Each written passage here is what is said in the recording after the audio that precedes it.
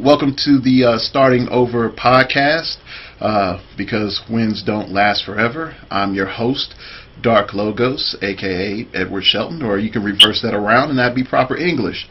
What we're going to do, something really special this year, is I'm going to start interviewing people from the community and seeing their take on clicks, and then also have them give you brief insight into how they came into the game and what impact they have on the game. Today I have with me the one, the only Joel Dad. So go ahead and say hi to the nice people online. Hi, my name's Joel Dad, Joel Acosta in real life. Pleasure to get the invite. Nice to come on and talk. All right, thanks. Pretty much you've been doing the forum team building competition for more years than I can count. And I know a long time ago, in the deep, dark era of clicks, even I competed in that competition on the WizKids forum. So how did that come to be, and what really made you motivated to come up with the idea? Well, my passion for HeroClix in general has always been team building. I love strategy. I love analysis. The first thing I'll ask people is, when a major con's over, it's like, what won, what was in the top 8, what happened, and just general analysis just makes me giddy inside. So I was just sitting around one day on the old WizKids forums and just thought, hey, we got a lot of newer players that are on there, and we're not sure, what a competitive team looks like, what makes a good team. Usually you just had people posting, random thoughts, and everybody would keep on, like suggesting the same figures and this and that and the other. And I just thought, let's get a group of these guys who say they know what they're doing as far as team building goes, and see which one of us can come up with the best teams given the scenario and all the different build restrictions, and just kind of took off from there, just mostly to try and help the community understand what, not necessarily, world-beating teams, but just a different way of looking at it from other people's perspectives. Yeah, and just for a lot of people to get a little bit more feedback or understanding and how it works, usually in the forum building competition, you're seeing it goes as low as a 100-point game all the way up to a 1,000-point game. I think I even saw an iteration with a 2,000-point game. Each level has certain restrictions, such as, hey, everybody has to have the same printed team ability. Everyone, must have a range of 6, or someone must have a, no range. So it really pushes each player in the competition to think of something creative, and also what's going to be popping up so that they can build the best team possible for the scenario. And I also remember when I was a judge in Tulsa for a while, I even used some of the forum building competition scenarios as scenarios for my players, just to add something new into the mix. But with that being said, is there a team or a certain player that's done the forum building, team building competitions for a while that just stands out in your mind, like that one team or that one player? Over the years, we've had it's kind of come and gone, a mix of new guys versus old guys. We got Harpua, one of the assisted rules arbs, I guess you can call him. He's still lurking around. He was there on the old WizKids forums with me, and we got a couple of returning champs like Derby Lembeck and a couple of the old names. Most of the old guard, unfortunately, either haven't seen it when it's reborn or what have you. We do have one competitor, Mr. the Seven of Diamonds from I believe it's Pennsylvania. He has finished in the finals or won all 4 times we run it on the HC Realms. So he actually doesn't have a regular play group, but he just loves analysis like I do, and just gets in there and comes up with winning teams. Wow. That's a pretty good streak. And I've seen some of the things that people have posted, and some, like, even though this podcast is more targeting the tactical people and people that are, trying to be analytical and try to make the best possible team, or try to come from the best analysis point possible. But some folks might think, it was nothing but cheese that, that these people play or list down, and it's not. I've seen some real ingenious stuff, that's outside the box with the teams, and it's not just the same old figures. Now you do see, some of your common figures. Back in the day, I couldn't count how many times I saw a con artist listed on a team, or a Black Panther. But as time progresses, you start finding out, like, hey, these people aren't one dimensional. They do have a lot of breadth to their game. So when you design teams and when you really look at team building structures, what comes to your mind? Flexibility, creativity, easy win, quick win. What comes to your mind of what is a good, solid team? Well, a long time ago, way yesteryear when I started, everybody was all about, we're talking super old school, like flyers can carry flyers and all that garbage, and everybody back then would just play the highest damage figures they could, just literally just throw as much damage as you can out there. And I tried that same approach myself, and oftentimes I would maybe go 50-50 or struggle, and I wouldn't have a decent winning percentage. And what I actually found out in HeroClix team building is the most important factor for team building for me is mobility. You got to be able to get around the board. You got to be able to get to where you need to go when you need to do it. And if you actually look at the majority of the old school Wizard World Champions, and even the new ones, they all have the same common factor. They have some sort of movement trick, whether it's Metron and Thing making it in the second. I mean, that took second 2 years ago, Gen Con. I'm just saying it as an example, or Shazam with Hypersonic. Like, you got to have a way to get around the board. You got to have a way to get around the board consistently, and you got to have a way to have it keep going. Like, the old school lamp teams, like, yeah, it's just phasing with a lockjaw, but, that's 14 speeds. They can go anywhere they wanted to, whenever they wanted to. And, yeah. And, Hypersonic is one of the most powerful powers in this game for a reason, because you can get where you need to go. And getting where you need to go in any miniatures game is, to me, it's still the most paramount point. Yeah.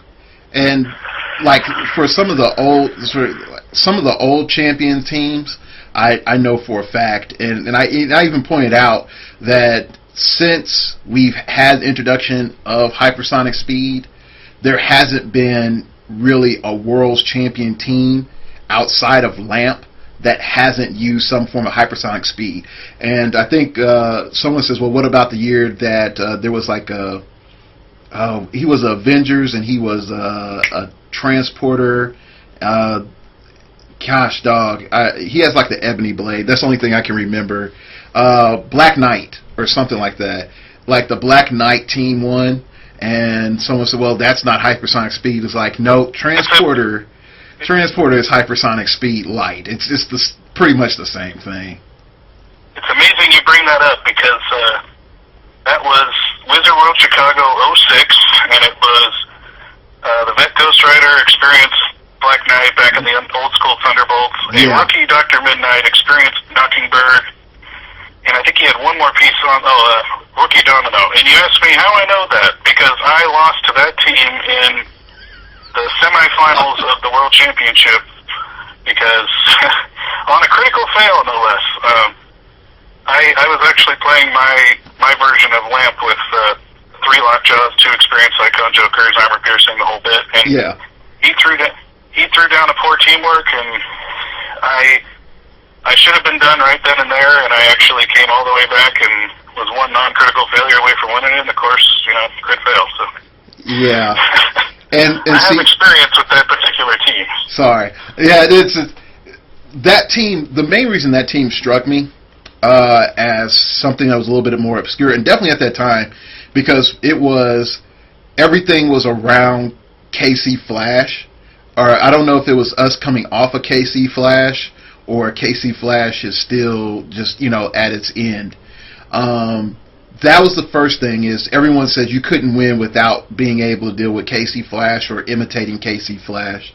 The other thing that was interesting was Lamp, when it came in, was the first time someone said, I'm going to take a different approach to damage. And so it was either high mobility by using running shot, hypersonic speed, all these different things, or you were playing Lamp and you were playing this damage over time. I didn't have to do a whole ton of damage to you. I just had to make sure that every turn you did take damage, and I just stopped you from healing. And then I can heal because I just double time it back. So I will say this, like for me as a player, when I saw Lamp and when I saw that particular team, unfortunately, that you lost to with the Ghost Rider and the Black Knight, they made me say, wow, I need to think differently about team building, and I need to think differently about how am I going to deal with the meta. And that's when I started experimenting with, of all things, mind control and psychic blast. So that, it's amazing how the game shifted in the last few years. I mean, it's like, the more things change, the more things stay the same. Like, yes, it's still hypersonic, and yes, it's still, a lot of the same elements that it's been over the years. But if you look at the recent, like, top finishes at either Origins or Gen Con, it's like, somebody came up with that, I think it was that Bullseye double Moonstone team to try and take down Metron. Like, that's the kind of outside the box thinking that most people don't think of. It's like, oh, well, Bullseye is great against Nightcrawler. I'll just throw Thunderbolts on him and make him ultimates. Well, you also need to deal with Metron. So the guy's like, oh, I'll just stick in 2 Psychic Blasters and a Yellow Lantern, and voila, I've got a 13 attack whenever I need it. Like, that was brilliant. Yeah.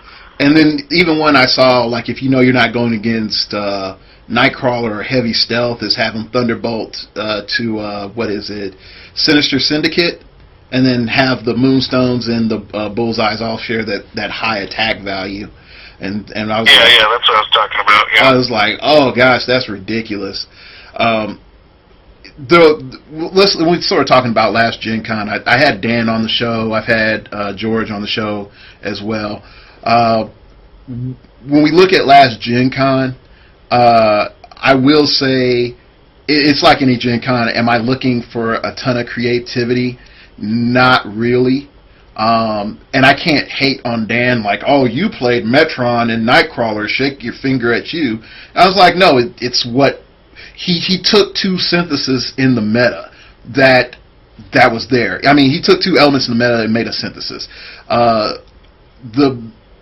was talking with a friend of mine, and we were saying right before Gen Con, we said the road is split 3 ways. It was Metron on one end, it was Bullseye killing people, guaranteed damage from far away, and then there was Nightcrawler. And I said to somebody is the winner is going to find a way of dealing with all 3 or have a synthesis of the 2. And that's what he did. He did the synthesis. He's like, well, I got enough points for Nightcrawler, and I can play Metron. Here's my peanut butter and my chocolate. That's what came to my head. And then when I saw the finals, and it was Rosebud versus Dan Morand, I was like, Kid Zoom and Nightcrawler both got the gem, and I was like, yeah, that's no one has any excuses after this point about why they lost. Yeah, and that's like one of the more bizarre kind of things that happened in between. Right before this Gen Con, the months leading up to it, was the retirement of the Shield Disruptor, like, single-handedly changed Metron's outlook. Like, everybody's like, oh, they're thinking they're all big and bad. Oh, well, we can deal with Metron. Like, we got the Shield Disruptor, we got the Killbox, we got, we got ways of getting around this guy. And then, they retire the Shield Disruptor, and you're just like, oh, crap, we're kind of back to square one with this guy. And going into it, like, I knew Nightcrawler would be a factor, and I knew that Metro would be a factor. And I'm not going to say that the World Championships team was that obvious, because clearly a lot of people didn't think of it. But it's kind kind of like, 1 + 1 = 2, and 2 is where you want to go. Yeah. So,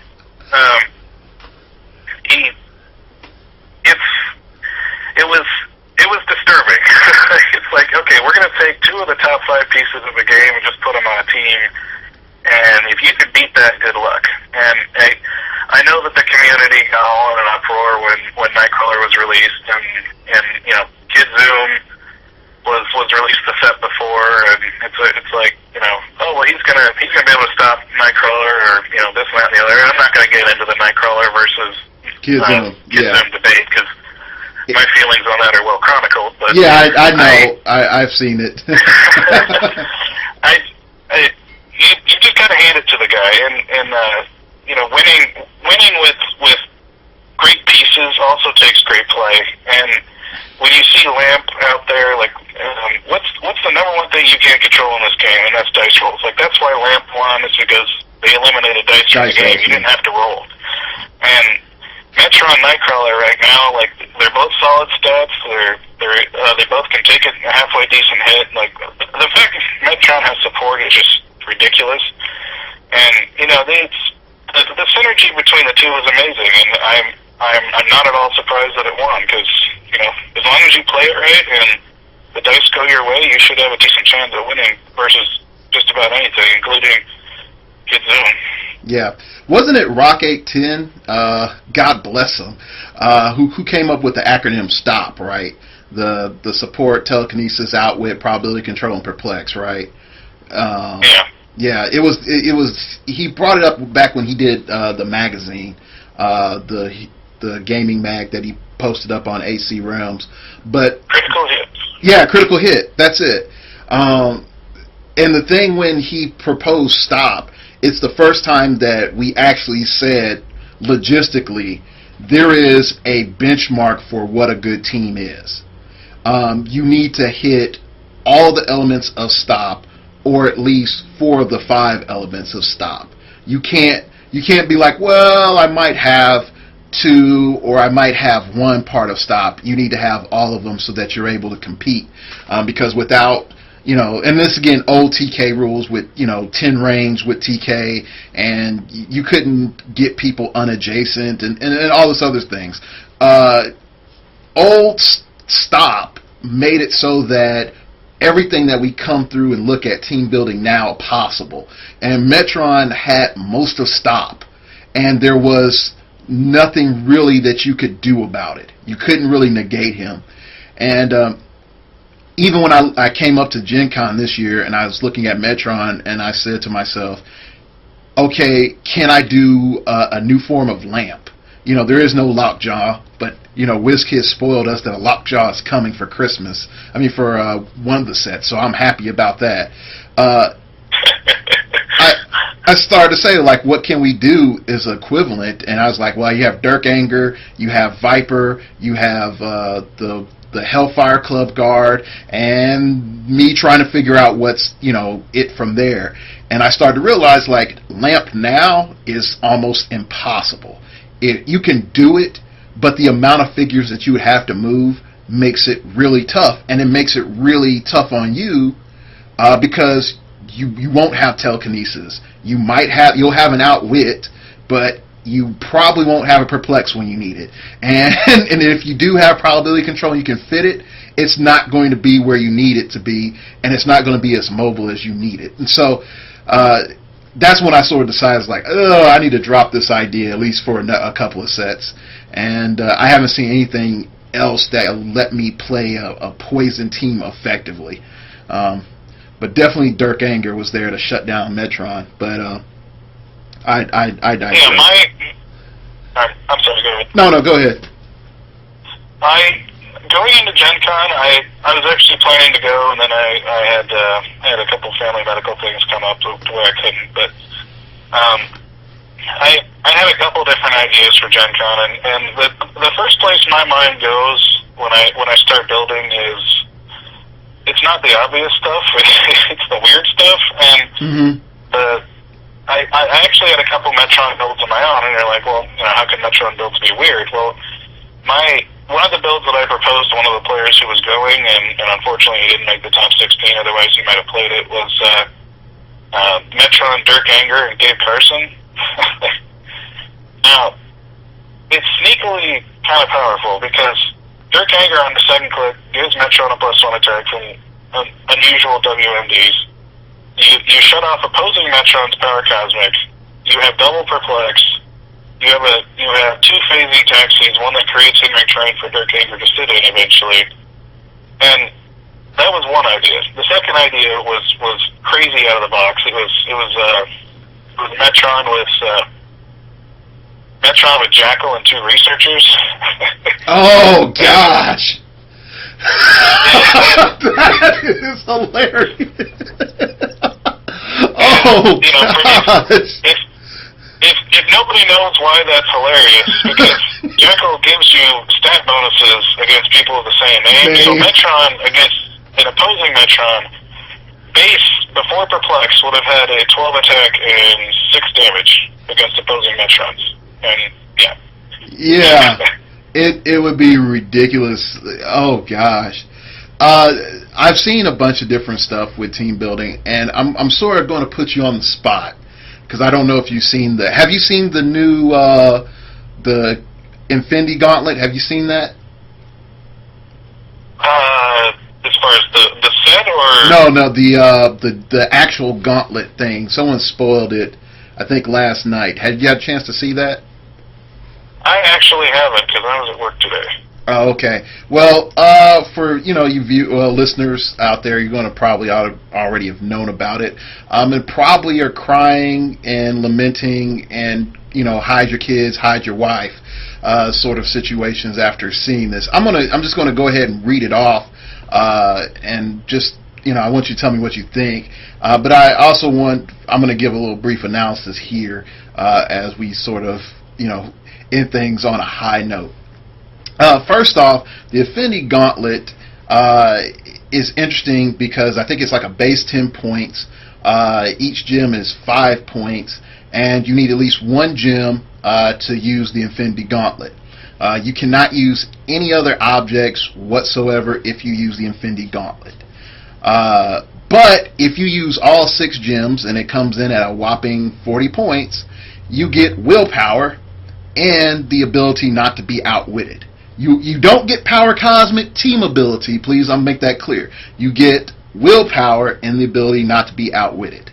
So you can't get Dirk angered. Okay, so just going through, setup Infinity Gauntlet begins the game on the green starting line. It is a dial, but it does not have a KO click, sort of like an event dial.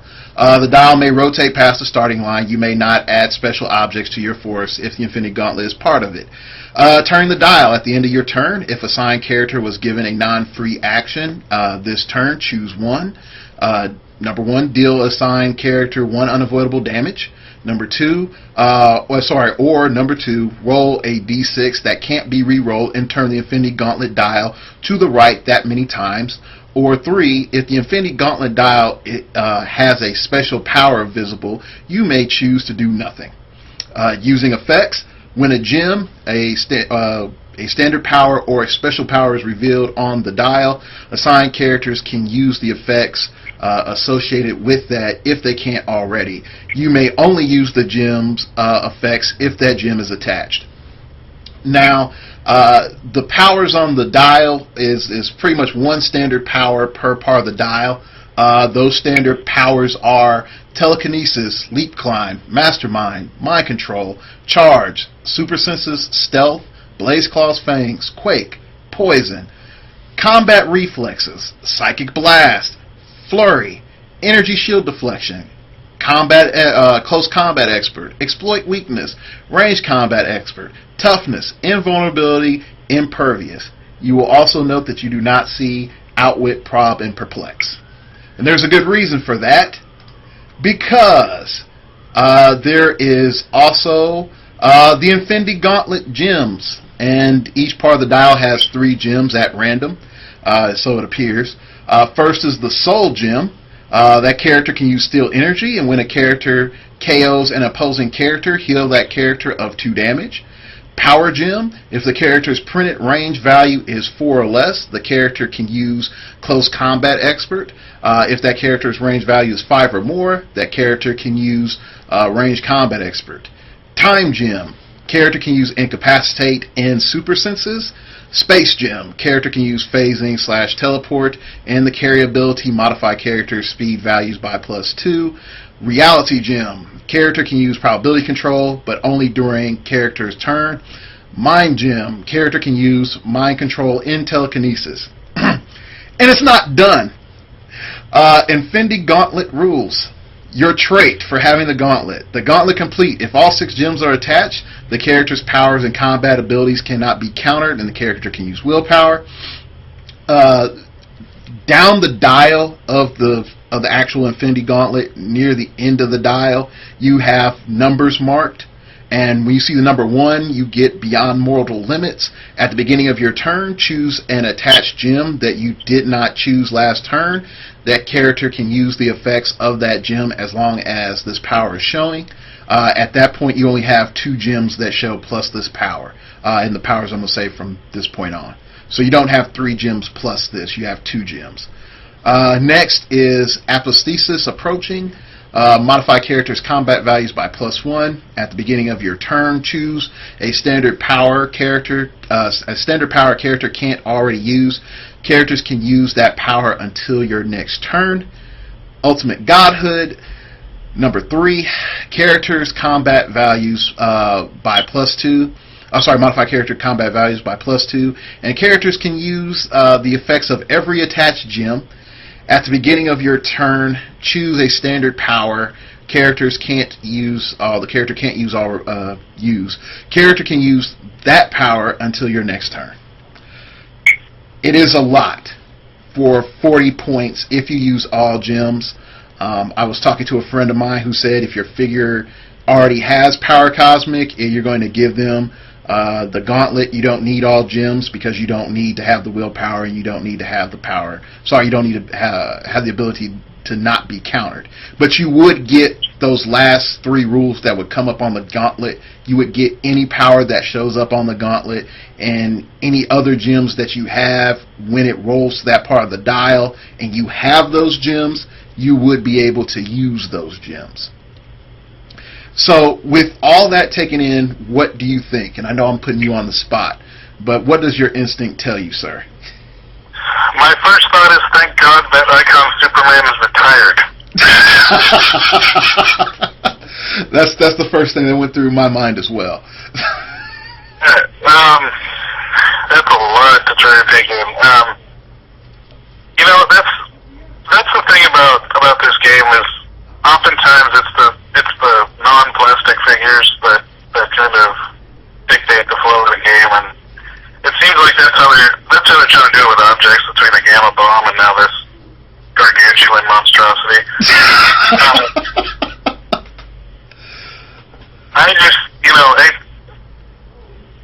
Just at first blush, I mean, I think it'll be worth it.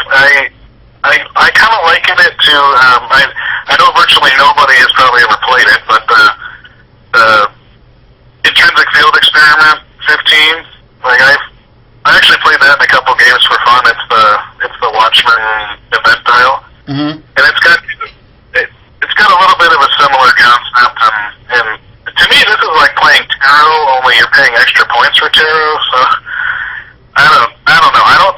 At first blush, if you had to ask me whether or not I thought this would be great, I would say probably not, because most of the figures you would assign this to nowadays, like let's say that you took either the Rookie Common Superman from the main Superman set, or you took the Fantastic Forces Superman, and attached the full gauntlet to him, like you're looking at 190 points of basically godhood. The problem is he doesn't have the old Supernova Thanos stats. He doesn't have the Supernova Thanos long dial. And most of the pieces you would assign something like this to are not long enough dialed in a competitive format that I don't think you'd really be able to get your full money's worth. I mean, yes, Nightcrawler would be ridiculous with this, but I don't know. 126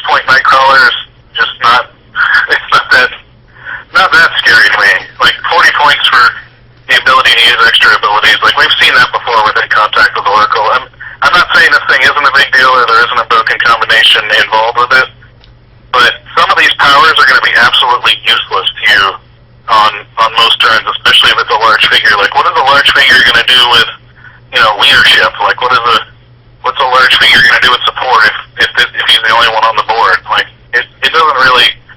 It just depends on the team, and at first blush, I'm not totally really taken aback by it. I mean, obviously, if you land on the number 3, then look out. But yeah, I don't know.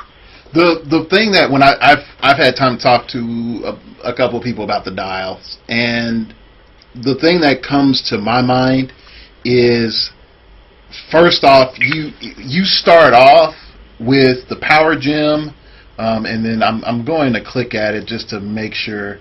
And looking at this picture here, you start off with Space Gem, then it's followed by the Time Gem, and then that's followed by the Power Gem. And so you have +2 to your movement, you have Super Senses Incapacitate, and then you have Range Combat Expert if you have range, and Close Combat Expert if you don't.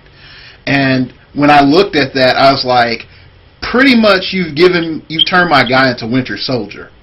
I just park him here, and he's going to shoot from his, exceedingly crazy range, and keep going at it. Sorry. His name is Bullseye. and that came to my mind too. Is you give Bullseye that ability, and he just says, okay, now I have Range Combat Expert, the one thing that everyone knew was broke if I got it. And so now I can actually hit for 5, and I can actually seriously mess with a lot of figures. Where I think it changes the meta, in my opinion, and I made a list and I put it inside the rumors thread, and I'm just going to do the better rundown of the figures of it. Super rare Black Bolts and LE Black Bolt. Just for the fact is, if you just sit and chill and wait, for the LE Black Bolt, you can get aggressive, but if you wait for the super rare Black Bolt to let them come to you, by the time they come to you or you stall it out, you can be on those +1 stats and name your power and just name Running Shot and just go Pulse Wave crazy. Hulklops, Running Shot, Pulse Wave, and other silliness on click 2. Claw, just for the pure threat of, if he has the full gauntlet, all he has to say is, oh, guess what? I have 2 tokens, Masters of Evil team ability, and I'm going to just keep Running Shot, pulse waving, and then when I get really tired, I'm going to run back to the medic. Magneto, because it gets rid of all his complaints. He can push, he can't be outwitted, he has access to anything else he needs, and you can still have somebody to mastermind damage to with the Hellfire Guard. I mean, stealth is still a minor problem, but he can get past almost anything that is a weakness for him. Novar, he's already strong. You just give him more tools for him to do what he needs to do, and he can take on. You still have room for proper support, and he can take on Nightcrawler, and he can take on a whole lot of other bigger pieces in the meta without that many problems. He can take on Superman and kill a Superman or cripple a Superman with no problem. Silver Banshee, because people are not going to look at her twice. She has Mystics, plus you're giving her technically Power Cosmic. She has high damage potential plus Pulse Wave, and if she doesn't have Pulse Wave, she has Psychic Blast. She gets hit too much, she just fades back to the medic. Eradicator, because people are going to always look to him, and they're going to look for another way to manipulate him. 172-point Magog, because he can just keep killing. Now, imagine this. You have Magog. He goes and he has 2 tokens on him. You're about to put the second token on him due to the attack. You do the attack, you kill something, and then you go attack again and kill or cripple the second target. You have all that aggression that you have in 2 turns back to back, and you don't have to worry about pushing damage anymore. And he's no longer a chump. White Lantern Flash, of course. But the one that really did surprise me as viable was the Brave and the Bold, not Brave and the Bold, Brightest Day, Martian Manhunter. For his dial is good enough deep, and you just add pretty much power cosmic to him. I hate to say it like that, and he can go the distance. In my opinion, he starts being able to put pressure back on people. But that's sort of my short list. And I think I don't know if I mentioned Eradicator, but dumping a Superman just to make Eradicator more of a demigod, I don't think people would have problems with doing that either. Well, I can just to add a few off the top of my head, I can honestly see Fantastic Forces Watchmen, Dr. Manhattan. Yeah. That guy is a vanilla dial, but if you add half those powers, and he'll be almost as scary as his big big boy incarnation. And it's going to be interesting to see what people do, whether they take the economy approach or they just throw the whole thing on there. Yeah. And see, from my perspective, is you can play it, and you can play it well, and you don't have to worry too much of getting off that first part of your dial. And even when you do, you can just say, I have Ranged Combat Expert, my base value damage is 3 or 4. Now I've done ridiculous amounts of damage. Spin the dial. That's all I really needed, is that beginning turn 15-point boost so that I can get a Ranged Combat Expert shot off. That's all that I really needed. I can see that. Or someone saying, oh, look, that first click gives me TK. Let me spend 15 points, put this on X or Y cheapo figure that does outwit and nothing more, or a researcher or something like that. And then, oh, okay, I only really need TK first turn. I'm going to TK out XY figure. I'm going to do my magic, spin the dial, and then I get something else that I'm most likely not going to use, and that's okay, because all I'm really doing is paying 15 points to put the gauntlet on this little cheapo figure so I can have TK.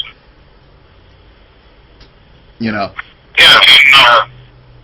Like people used to the number one complaint with Professor X teams is that he can't hit anything. Okay, well now you can give him problems. Like, yeah. Ouch.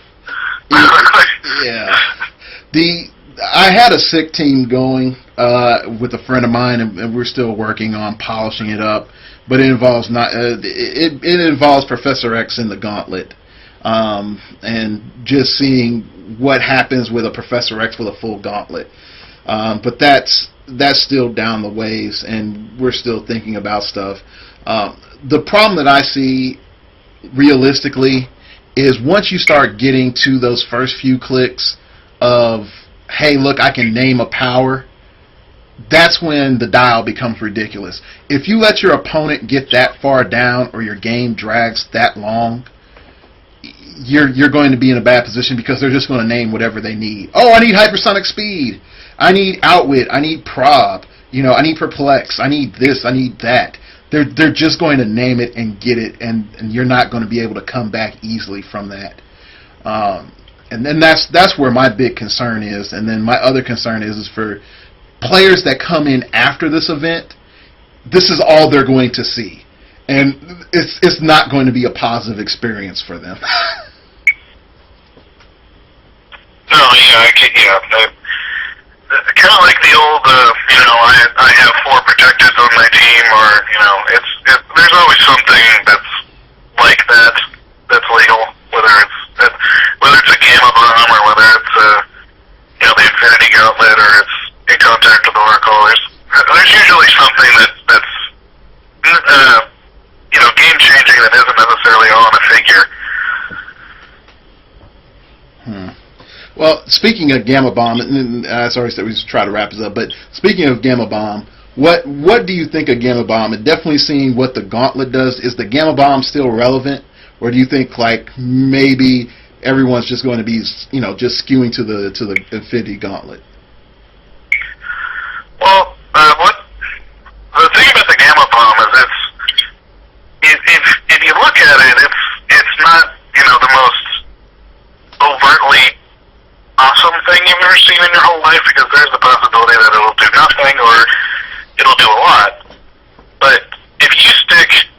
gamma bomb right where you think your opponent's going to camp and try and wait for his Infinity Gauntlet or, something of that nature, like, eventually, that gamma bomb will go off. So the one thing that we know about the upcoming year is that clearly this little Infinity Gauntlet thing is going to have to change, or is going to change the way people build teams, and the gamma bomb is going to change the way people position, and it's going to be interesting. I mean, I'm not sure, off the top of my head what it's going to look like, and I don't have any crazy bold predictions, but the gamma bomb is going to get played. People have to get used to it. I don't think that the Infinity Gauntlet's going to get played as much as people think it's going to be, but, we'll see. I didn't actually see the rules. The gamma bomb is or is not considered an object? It is an object. It has a dial, but it is an object. It is not an event dial because New WizKids have not reintroduced that mechanic back. Nika has not introduced that mechanic back. If you're walking into a Golden Age tournament and somebody thinks they're cool playing the Infinity Gauntlet every week, just bring Batman and Catwoman then. See, and this is the question: would Batman and Catwoman negate Infinity Gauntlet? And I don't know, because this sucker is really fresh. Like, time of recording, not even 24 hours old fresh. So, the heart's still beeping on this, or beating. So, anyway, I really appreciate you being on the show. I know we could probably just keep talking and talking forever, and I'm definitely going to have you back. Is there anything for closers that you want to just say to anybody? Say to everybody listening? Just keep your head above water. Competitive HeroClix isn't necessarily something that you need to bash your head up against the wall. All you need to do is find a concept that you like and go with it. Just build around it. Like, you don't have to do what everybody else is doing, but just keep in mind what's out there. All right. Well, again, I'd like to thank my guest, Joel Dad, for being on the show today. And I really hope you appreciate the insight and depth that we just brought in for your listening pleasure. And this is the Starting Over podcast. And remember, the game will always end, and you got to start over sometime. Thank you very much, and we'll see you next time.